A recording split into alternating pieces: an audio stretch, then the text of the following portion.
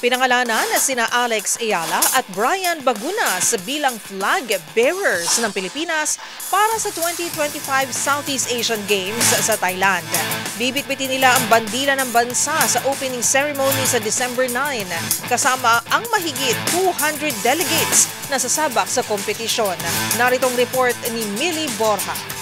Napili sina tennis star Alex Ayala at volleyball standout Brian Bagunas bilang mga flag bearer ng Pilipinas sa Southeast Asian Games sa Thailand ngayong Disyembre. Ayon kay Philippine Olympic Committee President Abraham Bambol Tolentino, ang dalawa ay hindi lang popular, kundi nagkaroon din ng malaking epekto sa kanilang sports sa pandaigdigang etablado. Magugunitang umangat si Ayala sa career high world number 50 sa Women's Tennis Association rankings noong 2025, kasama ang ilang panalo kontra top 5 players. Habang si Bagunas naman ay nagpasiklab para sa Alas Pilipinas sa 2025 FIVB Volleyball Men's World Championship, kabilang ang makasaysayang panalo laban sa Egypt at mahigpit na laban kontra Iran. Pangungunahan ni Ayala at Bagunas ang mahigit 200 delegates ng bansa sa opening ceremony sa Bangkok, Thailand sa December 9. May kabuang higit 1,200 atlet ang lalahok para sa Pilipinas. Target Ayala ang gold medal sa women's singles kung saan kabilang siya at si Indonesian Janice Tijen sa pinakamataas na ranggong tennis players sa rehiyon. Huling nanalo ng ginto ang Pilipinas sa naturang event noon pang taong 1999. Samantala,